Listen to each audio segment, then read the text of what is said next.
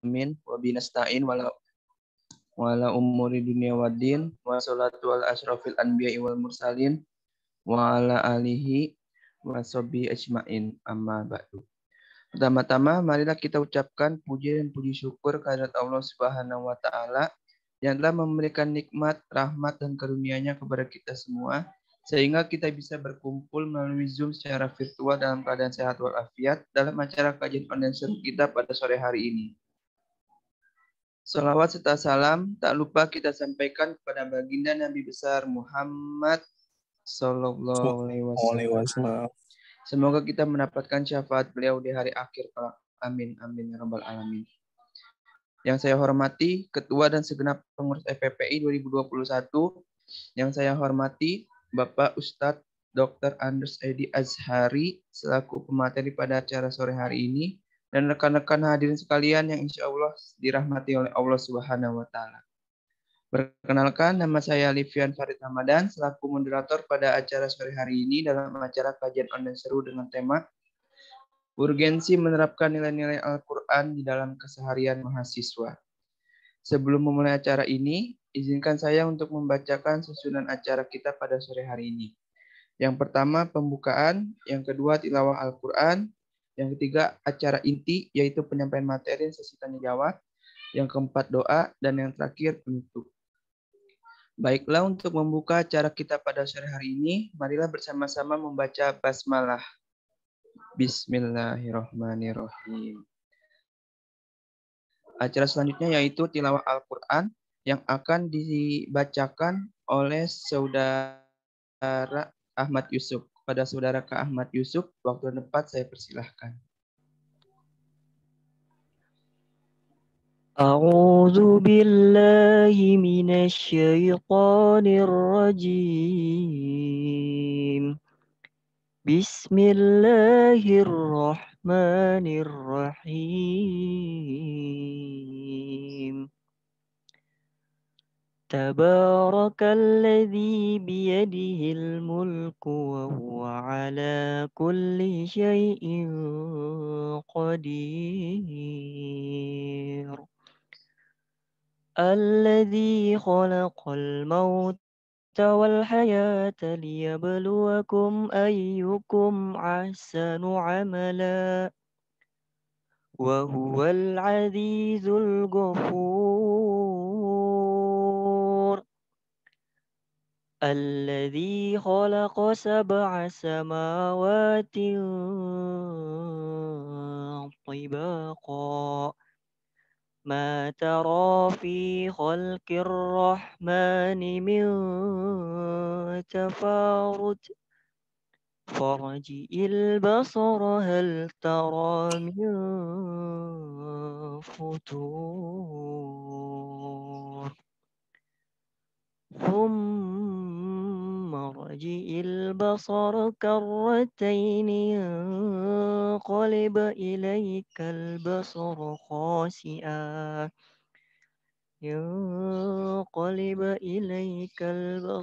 خاسئا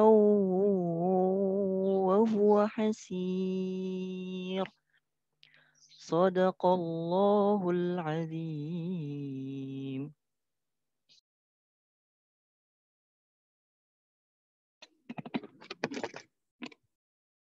Terima kasih kepada saudara Kak Ahmad Yusuf yang telah membacakan Al-Quran. Semoga yang membaca dan yang mendengar mendapatkan pahala dari Allah Subhanahu wa taala. Amin amin ya rabbal alamin. Selanjutnya yaitu memasuki acara inti. Sebelumnya saya di sini akan menyapa Ustadz kita. Assalamualaikum Ustadz. Bagaimana kabarnya?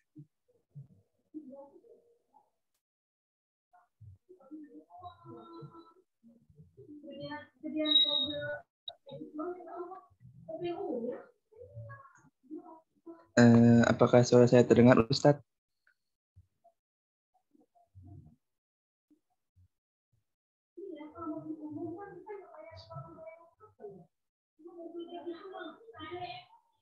Baiklah, hadirin sekalian, pemateri kita Ustadz Baiklah hadirin sekalian, pemateri kita Ustadz Dr. Andes Edi Azhari telah membersamai kita dalam room Zoom ini. Selanjutnya di sini saya akan membacakan CV dari beliau. Yang pertama, nama Ustadz Dr. Andes Edi Azhari, pengasuh Ponpes Tadabbur Al-Quran, Dewan Dakwah Islamiyah Lampung. Selanjutnya kita akan mendengarkan materi yang akan disampaikan oleh Ustadz Dr. Andes Edi Azhari. Kepada Ustadz, waktu dan tempat saya persilahkan.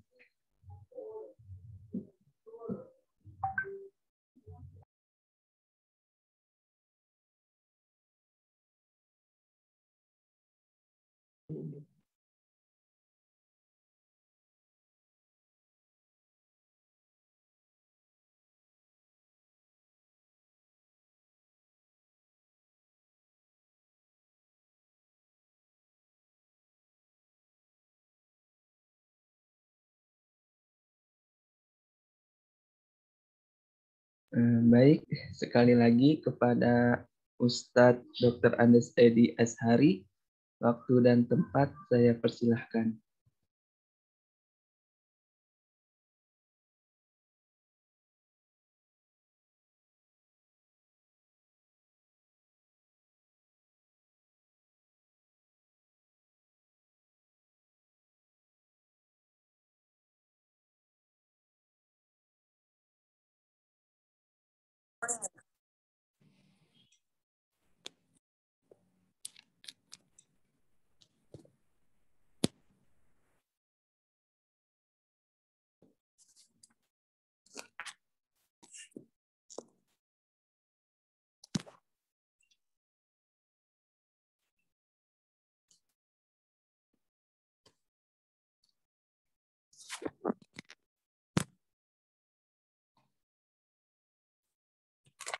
Halo, sukses tekniknya.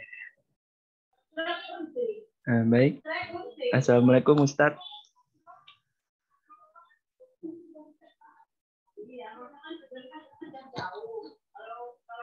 Oke, baik. Hadirin sekalian, Ustadz Dr. Andes Edi Azhari telah membersamai kita dalam room ini.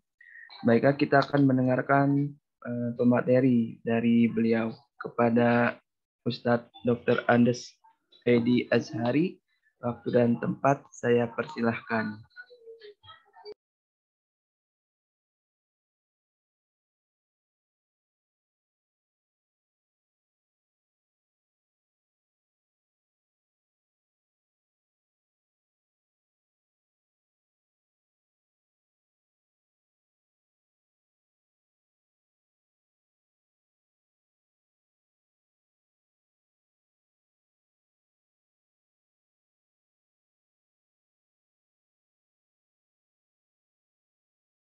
Mohon maaf Ustadz, mic-nya di-on-kan terlebih dahulu. Udah? Ustadz, sudah terdengar. Sudah. Udah. Terima kasih. Sudah Ustadz. Ya, saya ulangi lagi. Assalamualaikum warahmatullahi wabarakatuh. Waalaikumsalam. Waalaikumsalam warahmatullahi wabarakatuh. Innal hamdalillah nahmaduhu wa nasta'inuhu wa nastaghfiruh wa na'udzu billahi min shururi anfusina wa sayyiati a'malina. Man yahdihillahu fala mudilla lahu wa man yudlil fala hadiya lahu. Asyhadu an la ilaha illallah wahdahu la syarika lah wa asyhadu anna Muhammadan abduhu wa rasuluhu la nabiyya ba'dah. Allahumma fasalli wa sallim ala nabiyyina wa rasulina Muhammadin wa ala alihi wa ashabi ajmain. Amma ba'du fa ya ibadallah usikum wa nafsi bi taqwallah faqad fazal muttaqun. Para mahasiswa dan mahasiswi FKIP Unila yang dirahmati Allah Subhanahu wa taala. Alhamdulillah kita dalam kesempatan ini bersua kembali dalam rangka menggali dasar-dasar pemahaman kita di dalam Al-Quran dan As-Sunnah Nabi Sallallahu Alaihi Wasallam. Tentunya kita bersyukur kepada Allah Subhanahu Wa Taala. Semoga kita semua dan antum semua, ya, mahasiswa-mahasiswi khusus FKIP, kita mudah-mudahan semua diberi oleh Allah Subhanahu Wa Taala kesehatan. Amin ya Rabbil Alamin. Dan tentunya salawat dan salam kita anjungkan kepada Nabi besar kita Muhammad sallallahu alaihi wasallam sebagai uswatul hasanah kita, sebagai utusan Allah Subhanahu wa taala ke permukaan bumi untuk menyampaikan wahyu ilahi yang berbentuk Al-Qur'anul Karim yang sampai saat ini kita peroleh dan dapati Al-Quran itu secara utuh, alhamdulillah, belum ada perubahan-perubahan, dan tentunya sampai akhir zaman akan dijaga oleh Allah Subhanahu wa taala. Para anak-anakku mahasiswa rahimakumullah, tema dari materi yang akan kepada saya yaitu urgensi menjalankan nilai-nilai Al-Quranul Karim di dalam kehidupan sehari-hari kita. Tentunya sebelum kita menginjak kepada apa urgensinya, nilai-nilai, menjalankan nilai-nilai ajaran Al-Quran itu tentunya sebelum memahami urgensinya, kita terlebih dahulu harus memahami Al-Quran tentunya. Karena Al-Quran itu adalah wahyu yang diturunkan oleh Allah Subhanahu wa taala sebagai pedoman yang wajib kita ikuti. Seluruh petunjuk-petunjuk yang ada dalam Al-Quran itu, ya, tentunya Allah Subhanahu wa taala menjelaskan di dalam Al-Quran, fa'lam annahu la ilaha illallah. Maka ketahuilah, ada kata-kata i'lam di situ. I'lam di situ ialah kita disuruh oleh Allah Subhanahu wa taala belajar, memahami. Kitabun anzalnahu mubarakun.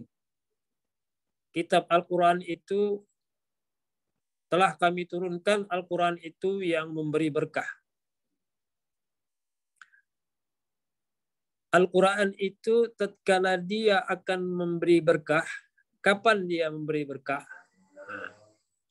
Al-Quran itu apabila dia bisa memberi berkah kepada kita tatkala liyadabbaru, ya, supaya ditadaburi dulu ayatnya. Liyadabbaru, kitabun anzalnahu mubarakun liyadabbaru. Kitab Al-Quran itu kami turunkan, dia akan memberi berkah. Apa arti berkah? Berkah itu semua yang diberikan oleh Allah kepada kita. Arti berkah ini secara umum, apa saja yang diberikan oleh Allah Subhanahu wa taala. Kullu ma a'tahu Allahu lana, semua apa yang diberikan oleh Allah kepada kita. Kullu ma faddalallahu alaina, semua karunia Allah yang diberikan kepada kita, ya,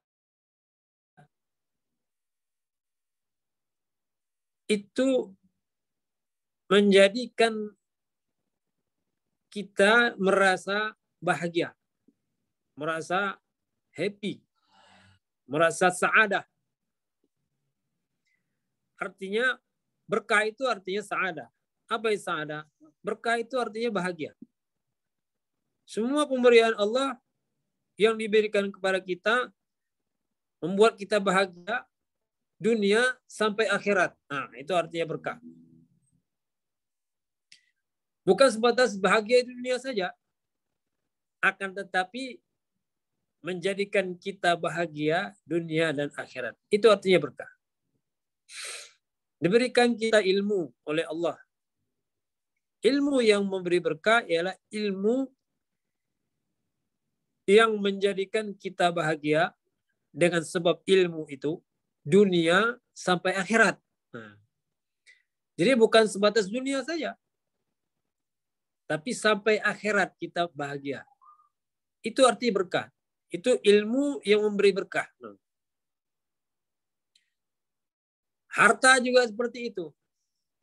Harta yang memberi berkah adalah harta yang mana dengan harta itu kita bahagia di dunia sampai akhirat. Nah, itu harta yang memberi berkah. Begitu juga kesehatan. Kesehatan diberikan oleh Allah kepada kita. Kesehatan itu kita manfaatkan selagi kita sehat. Untuk hal-hal yang sifatnya bermanfaat, untuk beribadah pada Allah, untuk menuntut ilmu, untuk mencari nafkah. Nah, dengan sehat itu kita bahagia dunia sampai akhirat. Namun tatkala pemberian Allah itu sifatnya hanya memberikan kebahagiaan di dunia saja, itu tidak berkah namanya. Tidak berkah namanya ilmu itu. Tidak berkah namanya kesehatan itu. Tidak berkah namanya harta itu. Begitu juga kalau orang sudah berkeluarga. Diberikan oleh Allah Subhanahu wa taala istri misalnya. Bagi Anda-anda yang nantinya beristri. Bagi yang laki-laki. Diberikan oleh Allah istri. Istri itu bisa membahagiakan kita di dunia. Dan sampai akhirat bisa membawa kita kebahagiaan, membahagiakan kita hidup di dunia sampai akhirat. Itu namanya istri yang beri berkah. Tapi kalau istri yang akan membawa kita hanya bahagia dunia sampai nanti akhirat nanti kita masuk neraka, berarti dia istri yang tidak membawa berkah. Sebaliknya juga begitu suami. Bagi yang wanita diberikan oleh Allah Subhanahu wa taala suami. Kapan suami yang beri berkah? Ya, suami yang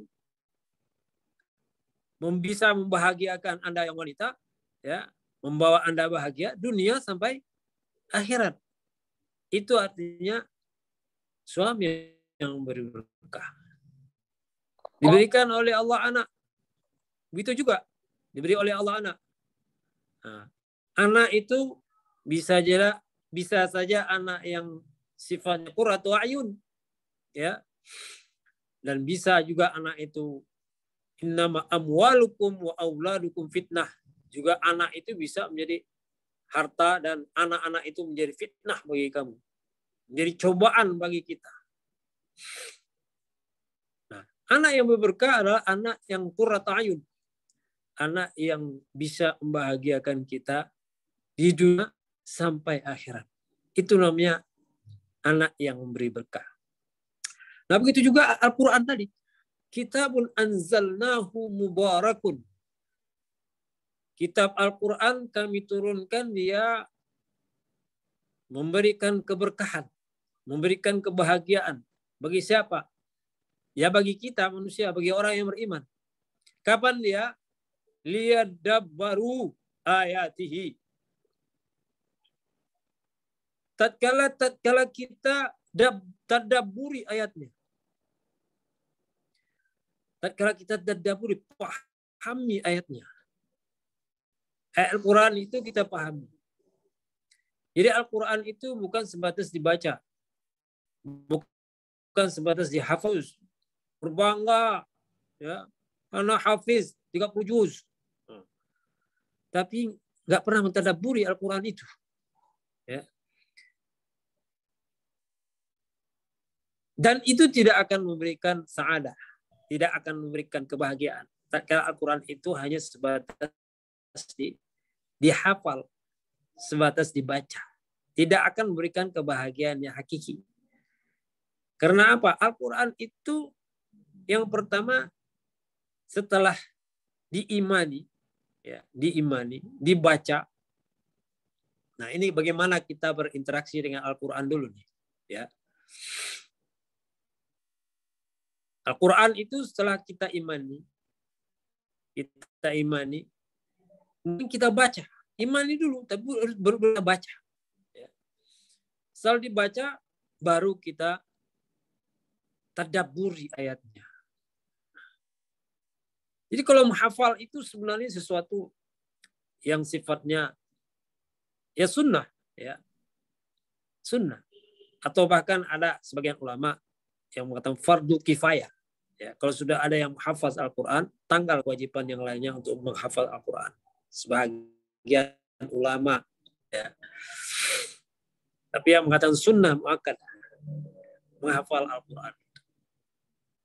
Akan tetapi masalah meyakini, masalah mentadaburi itu wajib. Tadabur itu artinya ta'lim, mempelajari. Karena thalabul ilmi faridatun ala kulli muslimin wa muslimatin. Dalam hadis Rasulullah SAW, menuntut ilmu itu adalah wajib bagi kaum orang muslim laki-laki dan muslim wanita. Ya, kaum muslimin wa muslimah. Fardu. Fardu apa? Fardu ain, bukan fardu kifayah. Thalabul ilm. Mempelajari Al-Quran itu, ya, sesuatu yang wajib bagi kita. Kapan kita akan mengenal Allah? Kapan kita akan mengenal sifat-sifat Allah kalau kita tidak baca Al-Quran? Kapan kita akan mengenal perintah dan larangan Allah Subhanahu wa taala? Nggak tahu kita mana yang dilarang, mana yang diperintahkan. Nggak tahu kita. Karena apa? Karena kita tidak pelajari, tidak tadabburi isinya. Nah, kemudian waliyat tadzakkaru ulul albab. Setelah ditadabburi adalah Al-Quran itu didakwahkan. Ya, didakwahkan menjadi peringatan bagi orang-orang yang berfikir. Jadi Al-Quran itu setelah kita imani, kemudian kita baca, kemudian kita tadabburi isinya, kita pahami isinya. Setelah itu kita amalkan. Ya. Kita amalkan dalam kehidupan sehari-hari kita. Isi Al-Quran itu. Yang tentunya bagaimana kita mentadabburi Al-Quran itu, yang pertama tentunya kita untuk memperluas pemahaman Al-Quran, kita mempelajari tafsir Al-Quran, ya, mempelajari fikih, ya, kitab fikih. Kitab fikih itu semuanya dasarnya Al-Quran dan Sunnah. Dan kitab fikih itu adalah guru kita. Para ulama-ulama fikih itu adalah guru-guru kita yang bagaimana mereka sudah berijtihad. Berijtihad artinya bersungguh-sungguh, ya, mengerahkan segala potensi ilmu pengetahuan mereka untuk menggali isi Al-Quran itu dan memahaminya secara hukum, ya. Kalau fikih itu secara hukum syara, dan kemudian dijelaskan kepada umat. Karena kita sebagai orang awam belum tentu semua apa yang ada dalam Al-Quran itu, isi Al-Quran itu secara dalam, secara luas bisa memahami langsung. Ya, belum tentu. Maka dari itu kita belajar kepada ulama kita. Ulama itu adalah guru kita. Ulama mazhab itu adalah guru kita. Di dalam ilmu fikih ada 4 guru kita, yaitu Imam Hanafi, Imam Maliki, Imam Syafi'i, ya, Imam Ahmad bin Hanbal. Itu semua adalah guru-guru kita di dalam ilmu fikih. Dan murid-murid para ulama itu sampai akhir zaman ini adalah guru-guru kita dalam masalah hukum fikih. Dan itu semuanya mereka berdasarkan Al-Quran dan Sunnah. Oh, kita belajar ilmu fikih berarti kita sudah mempelajari Al-Quran. Sudah, karena Al-Quran fikih itu pasti berdasarkan Al-Quran dan Sunnah. Nah, jangan salah-salah. Kita belajar ilmu fikih berarti kita tidak mempelajari Al-Quran. Enggak, ya. Sumber semua dari segala sumber para ulama itu pasti bersumber daripada Al-Quran dan Sunnah. Tidak akan keluar daripada itu. Ya. Tidak akan keluar daripada Al-Quran dan Sunnah. Apa yang difatwakan oleh para ulama fikih. Nah, begitu juga Al-Quran itu bukan masalah fikih saja yang ada di dalam Al-Quran itu. Kan tapi ada yang lebih mendasar daripada fikih adalah akidah. Akidah itulah yang paling mendasar dalam Al-Quran itu. Yang mana kita terlebih dahulu pada hakikatnya aspek akidah ini yang wajib, ya, yang tidak boleh tidak harus kita dalami. Apa itu akidah? Akidah adalah dalam bahasa itu ikatan. Bagaimana ikatan kita dengan Allah Subhanahu wa taala? Aqd. Ya, ikatan. Bulan. Itu akidah. Jadi akidah ini sangat-sangat urgen sekali untuk kita pelajari. Bagaimana kita belajar akidah? Ya dari guru-guru kita. Dari para ulama kita. Ada juga yang spesial ulama yang berkaitan dengan akidah. Ya. Yang kita kenal dengan Imam Al-Ash'ari, Imam Al-Maturidi. Ya. Yang kita kenal lagi dengan ulama Ibnu Iz. Ya. Yang kita kenal juga Imam At-Tahawiyah. Ya. Yang kita kenal dengan Imam Ibnu Taimiyah, Ibnu Qayyim Al-Jauziyah, ya. Banyak lagi imam-imam yang pada prinsipnya yang secara spesifik mereka itu banyak mengulas dan membahas tentang ilmu akidah al-Islamiyah. Nah, dan juga ulama-ulama kita zaman sekarang, ya, ulama-ulama akidah dan ulama-ulama fikih, ya. Nah, itu juga adalah guru-guru kita. Yang pada prinsipnya zaman sekarang kita untuk mengakses ilmu-ilmu pengetahuan itu sudah tidak susah lagi. Sudah banyak buku-buku yang diterjemahkan dari bahasa Arab ke bahasa Indonesia. Baik ilmu fikih maupun ilmu akidah. Sudah banyak, ya, ceramah-ceramah para ulama, baik ulama lokal maupun ulama internasional. Kalau kita mengerti bahasa Arab. Tapi kalau tidak, ya ulama-ulama Nusantara juga sudah cukup. Ya, banyak ulama-ulama hebat-hebat di Nusantara ini. Ulama di Indonesia ini banyak, ya, para kiai. Kemudian dari Malaysia, ulama-ulama Malaysia juga hebat-hebat. Bisa kita akses melalui internet, bisa kita akses melalui YouTube, ya, Instagram dan lain-lain. Sudah tidak terbatas lagi bagi ilmu pengetahuan zaman sekarang. Nah, oleh sebab itu, dalam kesempatan ini saya sampaikan bahwa mentadabari Al-Quran itu adalah sesuatu kewajiban bagi kita. Ya, secara langsung kita baca tafsir dan kita mempelajari ilmu-ilmu yang dipaparkan oleh para ulama yang sudah kita kenal dengan ilmu fikih, ilmu akidah, ilmu akhlak. Ilmu akhlak bisa juga dimasukkan kepada ilmu tasawuf. Ada juga namanya bukan ilmu tasawuf, ilmu tazkiyatun nafs. Jadi para mahasiswa sekalian, kan bahwa ilmu tasawuf itu adalah ilmu yang berkaitan dengan masalah amaliyah batiniyah, amaliyah qalbiyah. Ya. Jadi jangan kita samakan tasawuf dengan hakikat. Beda. Tasawuf itu adalah sisi ilmu pengetahuan yang banyak membicarakan masalah akhlak, masalah perbuatan hati, amaliyah qalbiyah. Ya. masalah riya, masalah takabur, ya, masalah ujub.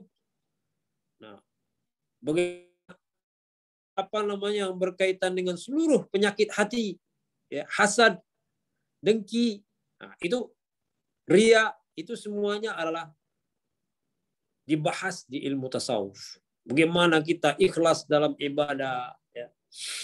Bagaimana kekhusyukan dalam ibadah, bagaimana kita menyempurnakan zikrullah kita, itu banyak dibahas di ilmu tazkiyatun nafs, ya.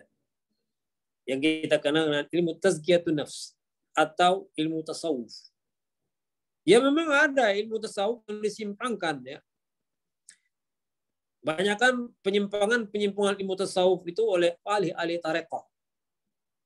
Tarekoh itu rata-rata mereka mengambil jalan-jalan sendiri, banyak yang menabrak sunnah Nabi SAW.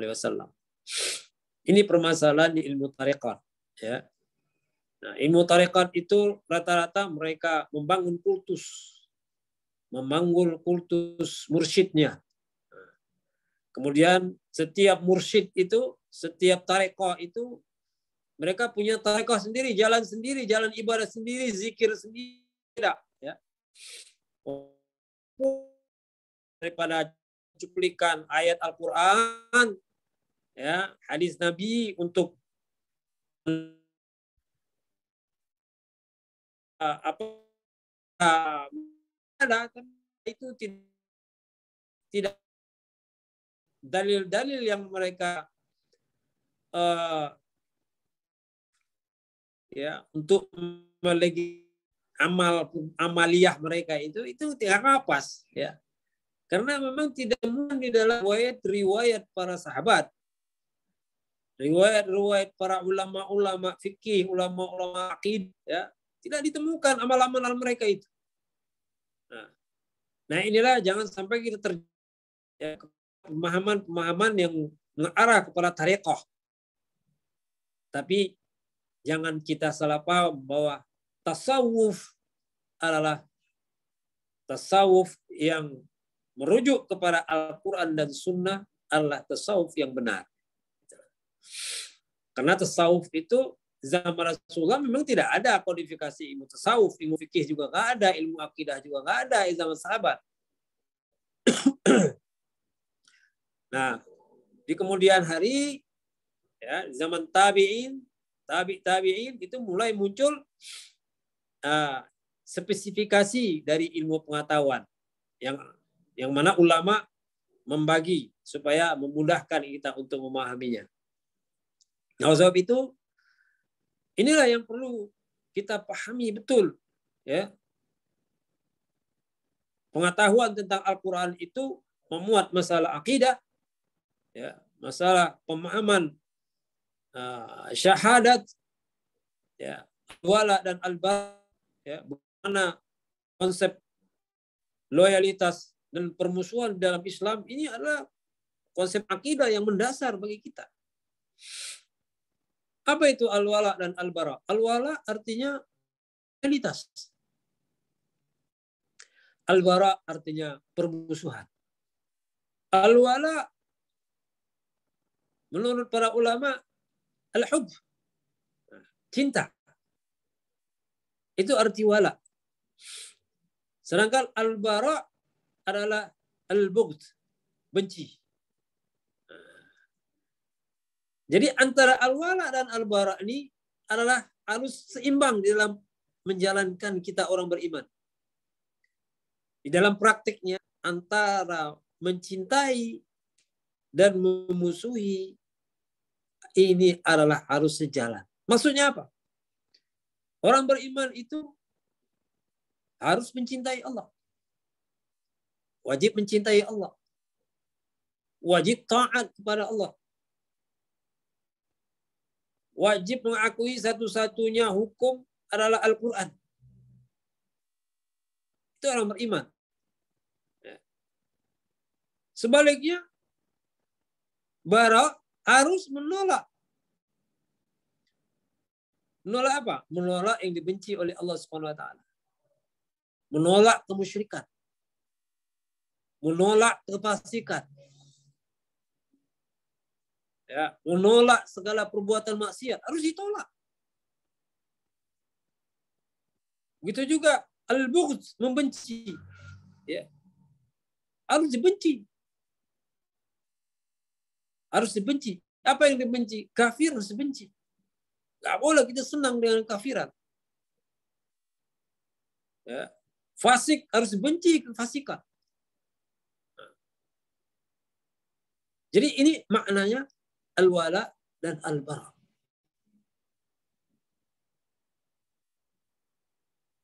Dalam Al-Quran Allah Subhanahu wa taala ya, banyak sekali ya menjelaskan tentang substansi al-wala dan al-bara ini. Wa may yu'min billah ya faqad istamsaka bil urwatil wusqa wa may yakfur bit taghut. Nah, dalam Al-Quran ya, menjelaskan wa may yakfur bit taghut, siapa yang kafir terhadap taghut.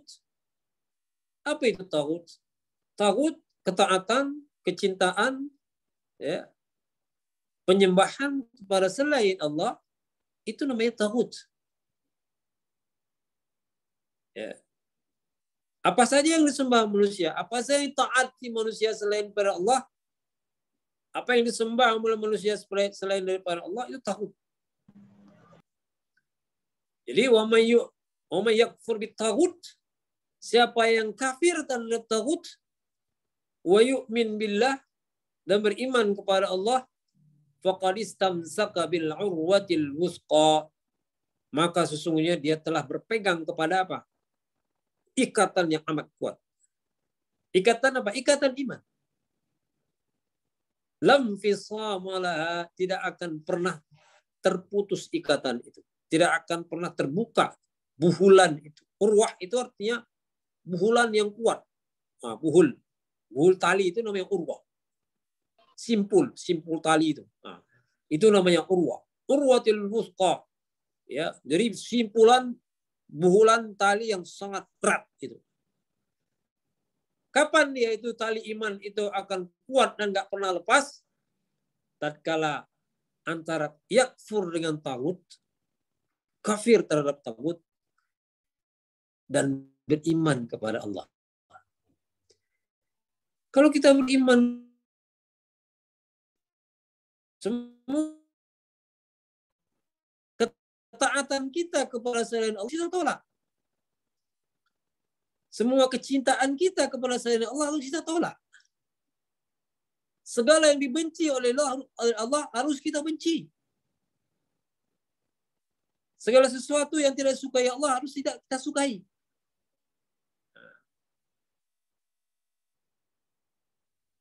Ini namanya iman. Ya. Dalam konsep al-wala dan al-bara. Materi al-wala dan al-bara ini perlu kita kaji berulang-ulang. Karena terkadang di dalam praktek kehidupan kita masih bias, nggak tahu kemana kita harus berwala, ya, apa yang harus kita barok kepadanya. Apa yang kita musuhi dan apa yang kita senangi, apa yang kita senangi dan apa kita musuhi, apa yang kita benci dan apa yang kita senangi.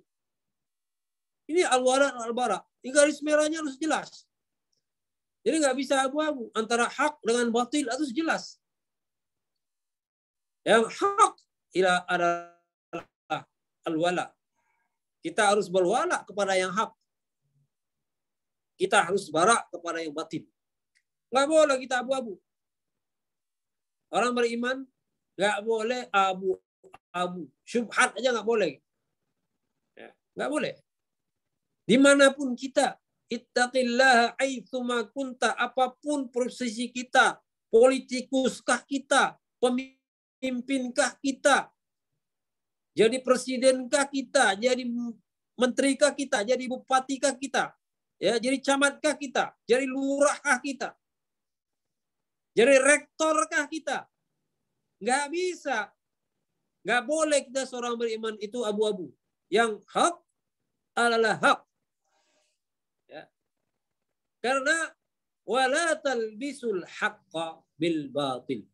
Janganlah kalian percampurkan yang hak dengan yang batil. Wa taktumul haqqa wa antum ta'lamun.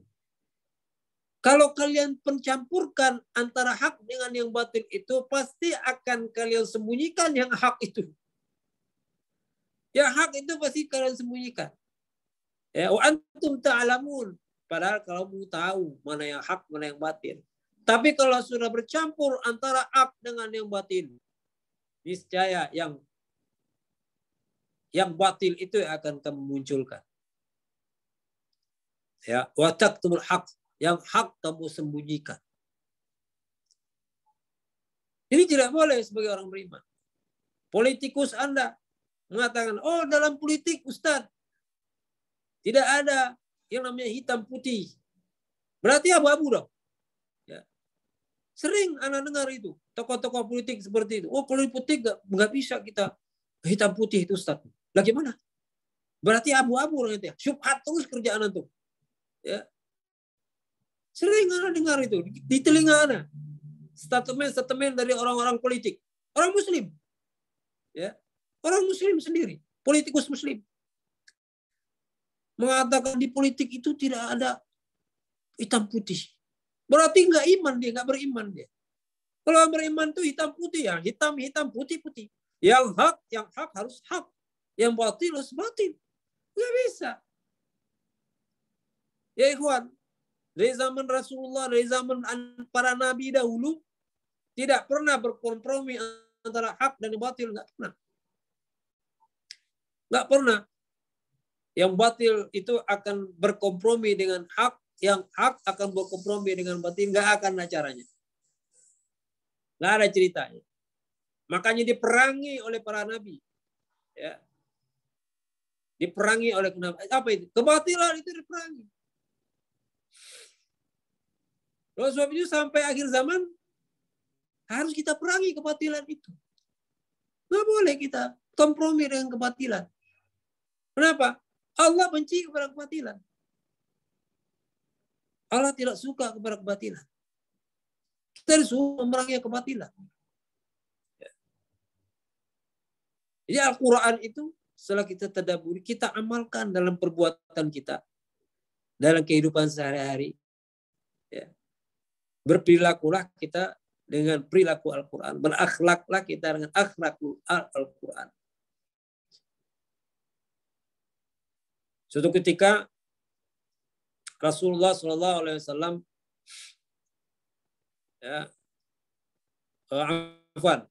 suatu ketika Sayyidatuna Aisyah radhiyallahu anha ditanya oleh para sahabat, ya Ummul Mukminin, ma khuluqur Rasul? Apa itu akhlak Rasul? Akhlak Rasul khuluquhu Al-Quran. Kata Sayyidatina Aisyah, akhlaknya Rasul itu adalah Al-Quran. Perilaku Rasul itu adalah Al-Quran. Nah, bagaimana kita berakhlak, berperilaku Al-Quran kalau kita tidak memahami Al-Quran? Jadi memahami, mentadabburi Al-Quran itu sesuatu yang urgen bagi kita. Sebelum kita berperilaku, berakhlak Al-Quran. Ini Al-Quran aja kita nggak paham. Baca aja masih pelentang-pentong kita. Ya. Tapi insya Allah anak FKIP ini semua rata-rata paham Al-Quran lah. Ya. Mudah-mudahan antum-antum semua ini calon para guru, ya, sediakanlah waktu untuk mempelajari Al-Quran. Bukan sebatas membaca dan menghafalnya, tapi memahami isinya Al-Quran itu. Ya. Nah, setiap antum membaca Al-Quran, baca artinya. Setiap antum membaca Al-Quran, baca artinya. Pahami isinya. Beli tafsir. Ya. Beli tafsir lah. Tafsir yang paling enak dipahami ada namanya tafsir Al-Azhar. tafsir yang ditulis oleh Profesor Dr. Hamka. Ya. Beliau menulis tafsir Al-Azhar itu ya di masa dulu masa lampau ya tahun 70 dia tulis itu naskahnya. Di waktu beliau ya tahun 70 tahun berapa ya? Allah alam saya lupa. Yang jelas waktu di penjara ya. Waktu di penjara. Waktu di penjara dia dituduh macam-macam oleh pemerintah Soekarno masa itu. Dia ditangkap. Dituduh macam-macam. Dituduh makar. Bagaimana juga ulama sekarang menuduh ya. Bagaimana ulama sekarang dituduh, bukan dulu ya. Dituduh ya. Begini begitu di penjara. Kalau sekarang mesti mendingan. Ya. Habibuna Rizik Syihab dia ditangkap kemudian diadili di sidang ya. Diadili seperti itu. Hamka dahulu ditangkap tanpa diadili, penjara langsung. Ya. Seperti itulah kebatilan yang dilakukan oleh penguasa. Ya. Nah, ini harus kita lawan kebatilan ini. Siapapun dia harus kita lawan. Kalau melakukan kebatilan harus kita lawan. Minimal kita sampaikan. Kita bersuara, nggak boleh diam kita. Mahasiswa bangkit. Ya, jangan diam aja antum-antum. Apa yang terjadi sekarang di negeri ini harus bangkit mahasiswa. Jangan sampai kebatilan itu kita diamkan. Karena akan menyangkut ya, bagaimana masa depan antum sendiri dan keturunan generasi kita ke depan. Sekarang ini kebatilan, ahli-ahli kebatilan sudah menguasai segala sistem di negeri ini untuk melanggengkan kebatilan mereka. Mereka menguasai sistem. Sebab itu kita harus lawan sama-sama. Gak bisa kita diamkan. Ya. Ini adalah bagian dari al-wala dan al-bara kita. Bagian adalah dari loyalitas kita kepada Allah, ketaatan kita, keyakinan kita kepada Allah. Ya. Kalau kita yakin, ya harus kita membenci apa yang dibenci oleh Allah. Bayangin antum sekarang, semua ajaran-ajaran agama, pelajaran-pelajaran agama dihapuskan dalam mata pelajaran sekarang. Ini kan kebatilan namanya. Semua perda-perda syariah diusahakan dibatalkan oleh Menteri Dalam Negeri. Nah, ini harus tahu antum ini. Bagaimana dengan undang-undang Omnibus Law itu? Undang-undang yang banyak merugikan rakyat, merugikan pribadi-pribadi umat. Nah, ini harus kita bangkit ya, untuk melawan. Melawan itu bahagian daripada iman kita. Ya, kalau batil harus kita lawan. Nah, inilah bagaimana kita urgensinya kita memahami Al-Quran seperti itu. Kuntum khaira ummatin ukhrijat linnas. Kamu itu akan menjadi sebaik-baik umat yang dikeluarkan untuk manusia. Apa kamu lakukan? Ta'muruna bil ma'ruf wa tanhauna 'anil munkar. Kamu beramar ma'ruf dan bernahi munkar. Kalau kita sama-sama, kalau kita galang kekuatan sama-sama, ya, mahasiswa bersama umat bangkit, ya, ini bisa kita rubah. Ya. Tapi kalau kita sendiri-sendiri berpecah belah, ya, mahasiswa bangkit sama mahasiswa aja, buruh-buruh aja, umat-umat aja, jangan mau berpecah, nyatu kita. Insya Allah bisa kita lawan. Ya. Jadi antum mahasiswa jangan diam. Mari kita lawan kebatilan-kebatilan ada di negeri ini. Nah, ini dah bagian urgensi bagaimana kita mengamalkan ajaran Al-Quran itu dalam keseharian kita. Pentingnya mengamalkan Al-Quran itu supaya apa? Supaya berarti hidup kita itu. Menjalankan Al-Quran itu supaya berarti apa? Supaya selamat hidup kita. Karena Al-Quran ini adalah jalan yang menyelamatkan kita. Di dunia sampai akhirat. Jadi kalau kita nggak mengikuti Al-Quran, nggak selamat. Kita tidak mengikuti Al-Quran dan Sunnah, tidak akan selamat. Berarti jalan satu-satunya yang menyelamatkan kita, yang harus kita ikuti adalah mengikuti Al-Quran dan Sunnah. Oleh sebab itu, pelajarilah Al-Quran, pelajari Sunnah. Ini dalam rangka inilah kita mengadakan taklim ini. Ya. Ke depan itu, ya bagus. Antum agendakan ya materi al-bara, al-wala dan al-bara. Anak bersedia untuk mengisi materi al-wala dan al-bara. Kita dalami ya. Kita gulirkan terus pemahaman al-bara dan al-wala dan al-bara itu. Bagaimana memahami dalam apa namanya? Menjalankan kehidupan kita dalam konsep al-wala dan al-bara. Dalam bersikap ya. Dalam bertoleransi itu ada garis merahnya. Dalam Islam itu. Nggak bisa nyampur semua, nggak bisa. Nah itulah pemahaman al-wala dan al-bara. Nah, kemudian di dalam Al-Quran itu juga ada namanya akhlak. Jadi setelah akidah, kemudian kita pelajari fikih, syariat, ya. Kemudian adanya akhlak. Nah, akhlak itulah yang dinamakan tasawuf, yang saya katakan tadi, tasawuf. Bagaimana akhlak kita kepada Allah, bagaimana adab kita kepada Allah, ya. Karena Allah Subhanahu wa taala tidak saja memperhatikan lahir kita, tapi terlebih dari itu batin kita yang dilihat oleh Allah Subhanahu wa taala. Ini yang banyak kita bicarakan di ilmu tasawuf ya. Atau ilmu tazkiyatun nafs. Yang kita kenal dengan ma'rifatullah, ya. Mengenal Allah, mengenal asma wa sifat ya. Nah, ini bagian daripada juga ilmu akidah gitu loh. Tasawuf itu sebenarnya bagian dari ilmu akidah. Nah, kan tapi didalami lebih spesifik ya berkaitan dengan akhlak, perilaku, ya. Masalah perbuatan hati, amaliyah, qalbiyah itulah yang banyak dipahami atau dijelaskan dalam ilmu tasawuf.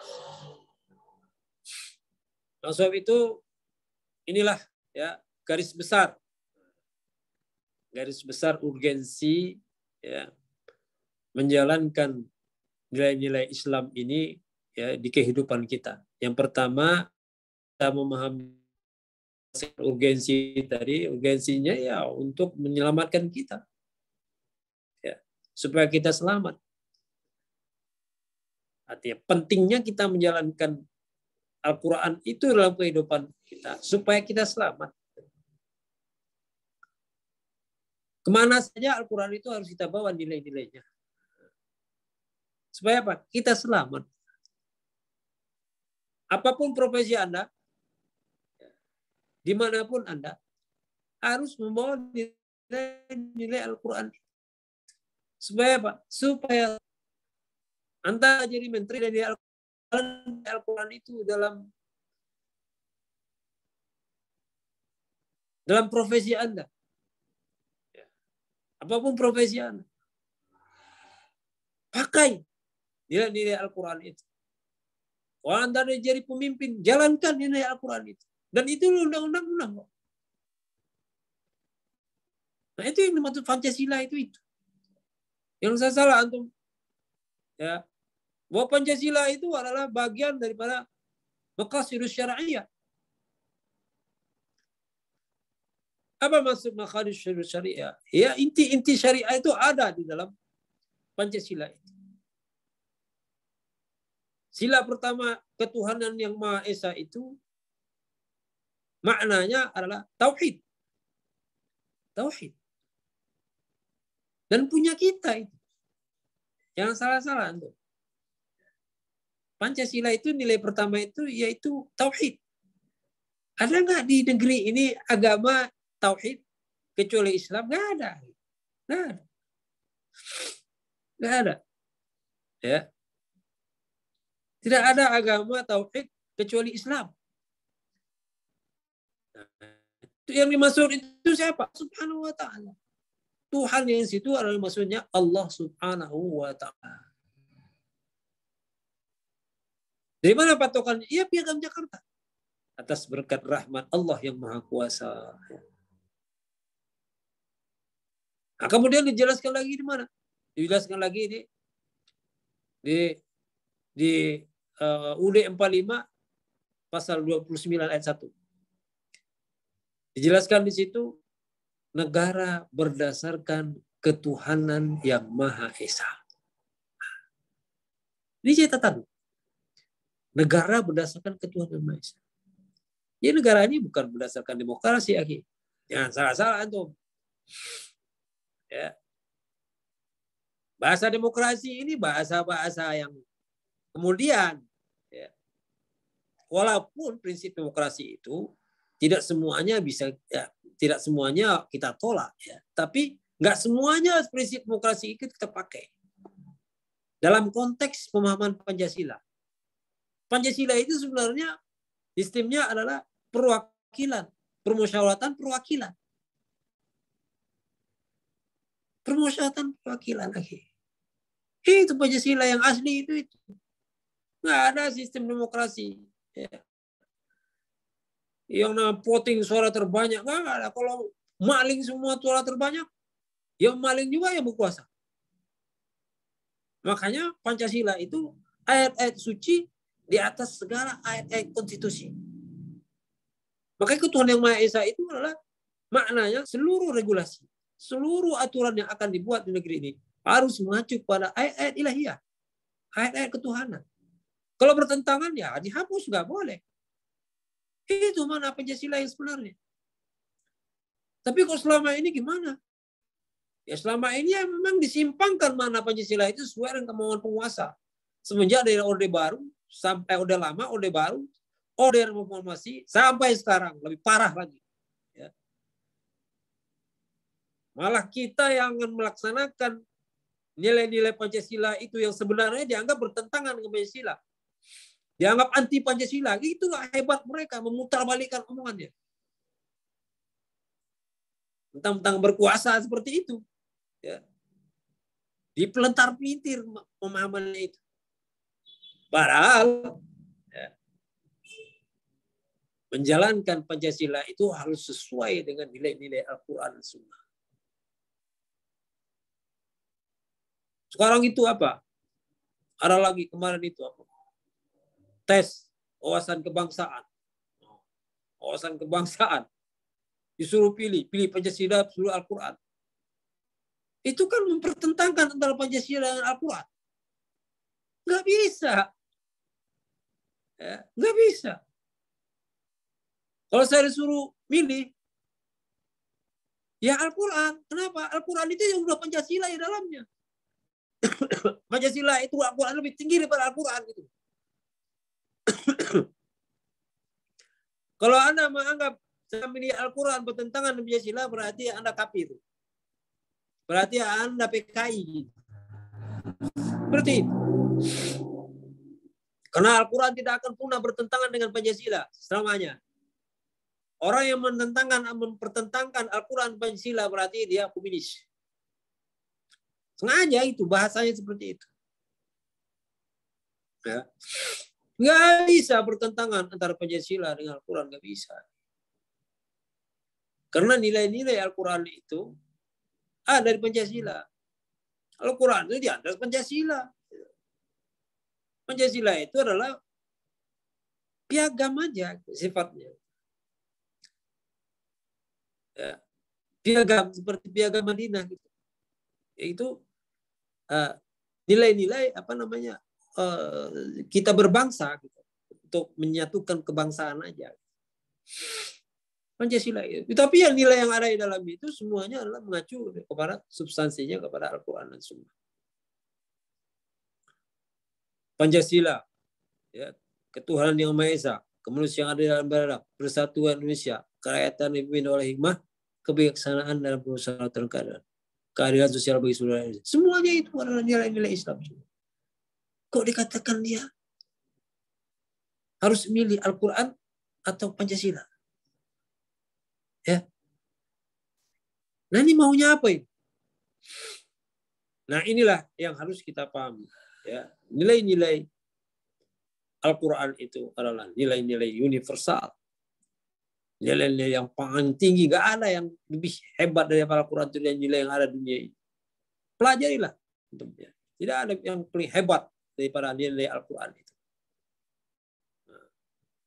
Nah, sebab itu mari kita pertama pahamilah Al-Quran. Kita baca Al-Quran. Ya. Kita tadabbur isinya. Kita amalkan isinya, kita perdalam isinya, ya, melalui ya ulama-ulama kita, guru-guru kita. Kalau kita akan mengkaji fikih, ya pelajari ilmu fikih. Ya. Kalau lama pelajari akidah, ilmu akidah. Kalau ilmu tazkiyatun nafs, ya pelajari ilmu tazkiyatun nafs. Oleh para ulama salaf ada namanya, bukan tasawuf ya, ilmu tazkiyatun nafs namanya. Ya. Ada namanya seperti Syekh Said Hawa Allah yarhamu, ya, itu nama pengarang kitab Tazkiyatun Nafs. Ya, Mustaqsilis fi Tazkiyatun Nafs. Nama kitab sudah terjemahan ke bahasa Indonesia. Nah, kalau antum mungkin agak ini dengan ke kitab-kitab tasawuf ya. Nah, jadi seperti itu. Untuk mempelajari bagaimana akhlak, bagaimana kehalusan kita dalam ibadah, bagaimana mengatur menata hati kita ya. Yang kita kenal dengan apa namanya ihsan, karena kan ada Islam, ada iman, ada Islam, ada ihsan. Ihsan itu apa? Ya anta'budallaha ka'annaka tarah wa illam takun tarah fa innahu yarak. Kalian beribadah kepada Allah seolah-olah kalian melihat Allah. Kalau tidak bisa melihat Allah, yakinlah bahwa Allah melihat kalian. Ini ihsan. Nah, di ihsan inilah masuk ilmu tasawuf. Ya. Bagaimana berkaitan dengan ibadah qalbiyah, ibadah hati. Nah, mungkin itu yang dapat saya sampaikan kepada kita semua. Saya simpulkan bahwa urgensi ya, menjalankan nilai-nilai Al-Quran dan Sunnah itu dalam kehidupan kita ialah untuk menyelamatkan kita, ya, untuk menyelamatkan kita di dunia sampai akhirat.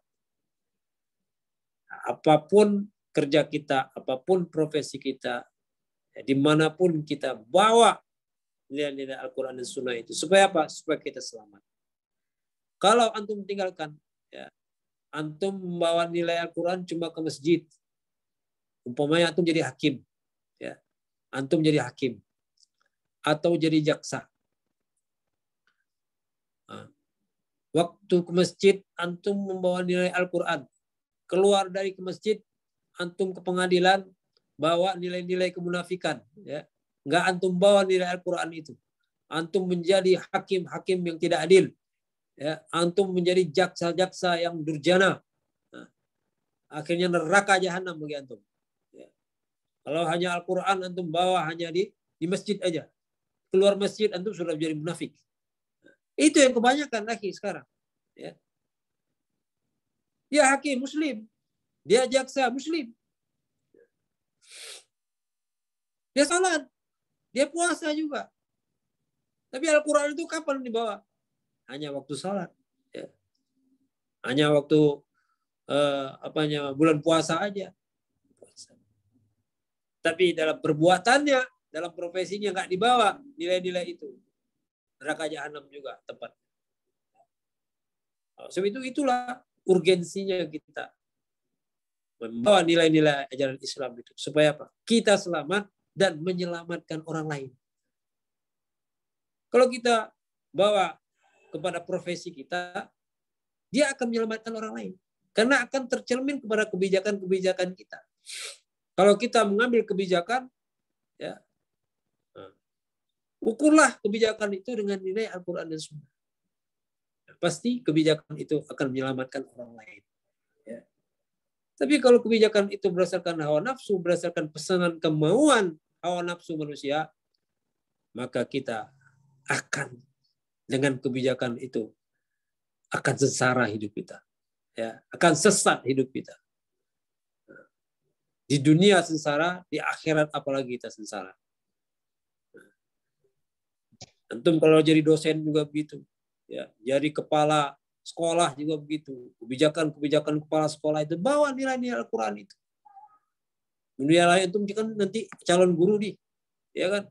Lama-lama antum menjadi kepala sekolah, mengambil kebijakan.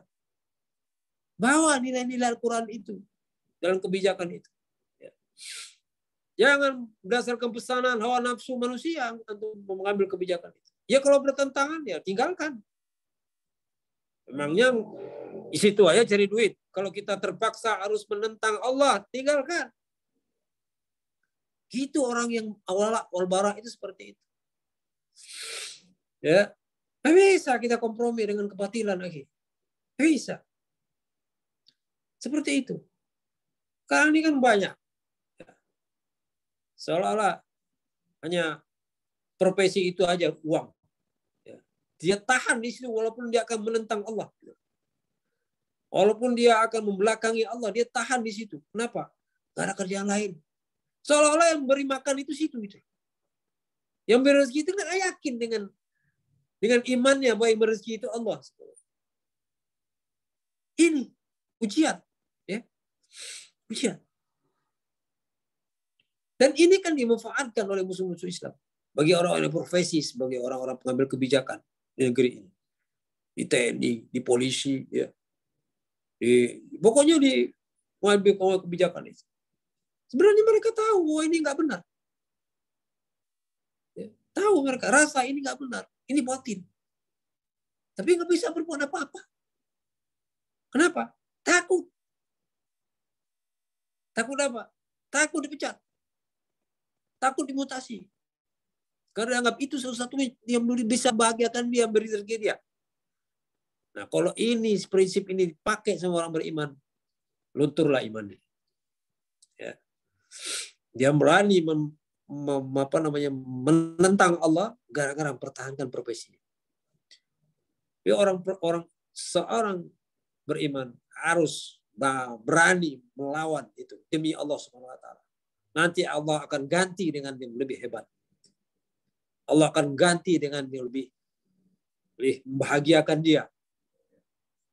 Rezekinya nanti akan lebih dilimpahkan oleh Allah Subhanahu wa taala. Tapi hadapi itu, ujian itu. Nah, itulah mungkin pemahaman yang saya sampaikan kepada kita semua. Mudah-mudahan ikhwah semua, ya, ikhwah dan akhwat, mahasiswa-mahasiswi FKIP yang dirahmati oleh Allah, mudah-mudahan antum semua bisa memahami apa yang saya sampaikan dan bisa kita amalkan dalam keseharian kita, menjadikan prinsip-prinsip hidup kita bahwa ajaran Al-Quran itu adalah ajaran yang menyelamatkan kita hidup di dunia dan akhirat. Hadani wa iyyakum ajma'in. Mudah-mudahan di lain kali bisa ketemu lagi, ya. Dan saya akhiri, assalamualaikum warahmatullahi wabarakatuh. Kalau ada ruang tanya jawab, ya kita langsung saja, nggak apa-apa. Baik Ustadz, terima kasih atas penyampaian materinya. Cara selanjutnya yaitu doa kepada Saudara Dika Yumanda. Waktu dan tempat saya persilakan.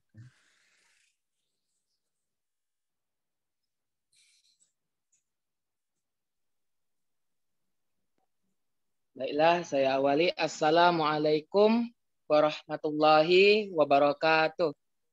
Waalaikumsalam warahmatullahi wabarakatuh. Sebelum kita menutup acara kita pada hari ini, alangkah baiknya kita bersama-sama berdoa kepada Allah Subhanahu wa taala yang mana atas terselenggaranya acara kita pada hari ini. A'udzu billahi minasyaitonir rajim. Bismillahirrahmanirrahim. Alhamdulillahi rabbil alamin. Hamdan syakirin hamdan na'imin, hamdan yuafi ni'amahu wa yukafi'u mazidah. Ya Rabbana lakal hamdu kama yanbaghi li jalali wajhikal karim wa azimi sultanik. Ya Allah, Ya Rahman, Ya Rahim. Pada hari ini kami dapat berkumpul secara virtual melalui Zoom pada acara kami hari ini. Jadikanlah majelis ilmu kami ini sebagai ajang silaturahim bagi kami semua. Serta jadikanlah kegiatan kami ini, majelis ilmu kami ini menjadi acara yang Engkau ridhoi, Ya Allah. Ya Allah yang Maha Pengampun, ampunilah dosa-dosa kami, dosa kedua orang tua kami, dan serta guru-guru yang telah membimbing kami, Ya Allah. Amin. Ya Allah, perkenankanlah doa kami, Ya Allah. Rabbana zalamna anfusana wa illam taghfir lana wa tarhamna lanakunanna minal khasirin. Rabbana atina fid dunya hasanah wa fil akhirati hasanah wa qina adzabannar. Subhana rabbika rabbil izzati amma yasifun. Wassalamun alal mursalin walhamdulillahi rabbil alamin. Assalamualaikum warahmatullahi wabarakatuh. Waalaikumsalam warahmatullahi wabarakatuh. Baik, terima kasih kepada Saudara Dika Yunanda atas penyampaiannya.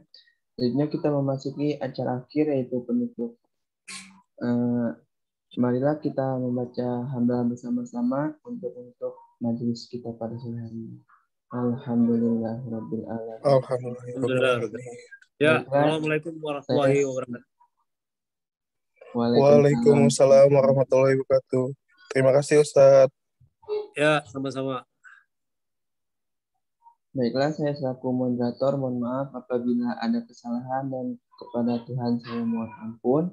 Wabillahi taufiq wal hidayah. Wassalamualaikum warahmatullahi wabarakatuh. Waalaikumsalam warahmatullahi wabarakatuh. Waalaikumsalam warahmatullahi wabarakatuh. Assalamualaikum warahmatullahi wabarakatuh.